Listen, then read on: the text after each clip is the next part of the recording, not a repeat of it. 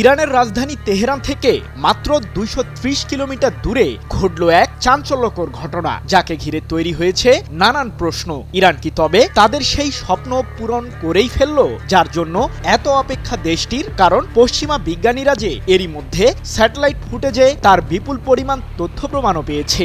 আর দেশটির একজন সংসদ সদস্য তো মুখ ফুসকে বলেই ফেলেছেন, ইরানের হাতে চলে এসেছে ১২,০০০ কিলোমিটার পাড়ি দিয়ে শত্রুর আস্তানায় নির্ভুলভাবে হামলা চালানোর অস্ত্র। কিন্তু কি সেই অস্ত্র, যার জন্য এত গোপনীয়তা বজায় রাখছে ইরান সরকার?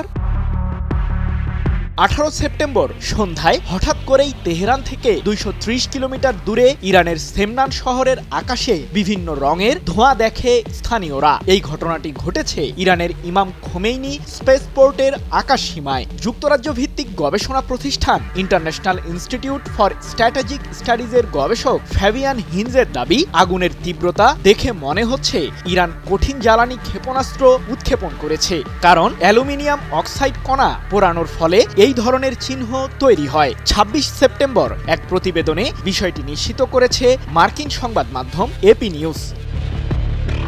ইরান কি অবশেষে সেই স্বপ্নের অস্ত্র বানিয়ে ফেলল, যা পশ্চিমাদের ঘুম কেড়ে নেবে?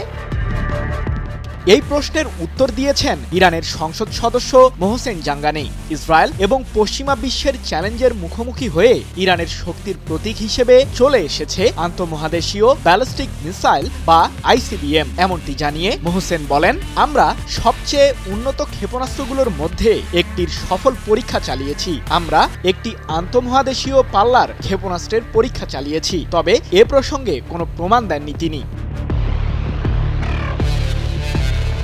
ইরান এর আগে ইমাম খোমেইনি স্পেসপোর্ট থেকেই জুলজানা নামক আরেকটি ক্ষেপণাস্ত্রের সফল উৎক্ষেপণ চালিয়েছিল, যেটি মহাকাশে স্যাটেলাইট পাঠাতেও ব্যবহার করা হয়। এই ক্ষেপণাস্ত্রটি চালাতে কঠিন জ্বালানি ব্যবহৃত হয়, আর এটির উচ্চগতিকে ঘিরে উদ্বেগ ছড়ায় মার্কিন প্রশাসনের মাঝে। কারণ হোয়াইট হাউসের ধারণা, ইরান আন্তঃমহাদেশীয় ব্যালিস্টিক ক্ষেপণাস্ত্র তৈরি করার সক্ষমতা অর্জন করেছে।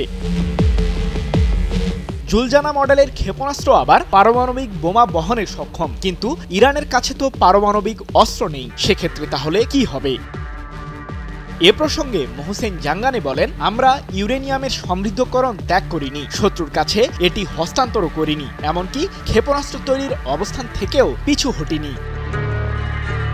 বিশ্লেষকরা বলছেন, ইরান সত্যি সত্যি আইসিবিএম এর সফল পরীক্ষা চালিয়ে থাকলে এটির নাম হবে খোররাম শাহর 5, যা ১২,০০০ কিলোমিটারের মধ্যে থাকা শত্রুর সামরিক আস্তানা নিমিষেই ধ্বংস করতে সক্ষম। এটি ২ টন ওজনের গোলাবারুদ বহনে সক্ষম, যা ১৬ ম্যাক গতিতে ছুটতে পারবে। এই মিসাইলটি দিয়ে ইউরোপ ও যুক্তরাষ্ট্রেও সফল হামলা চালাতে পারবে তেহরান।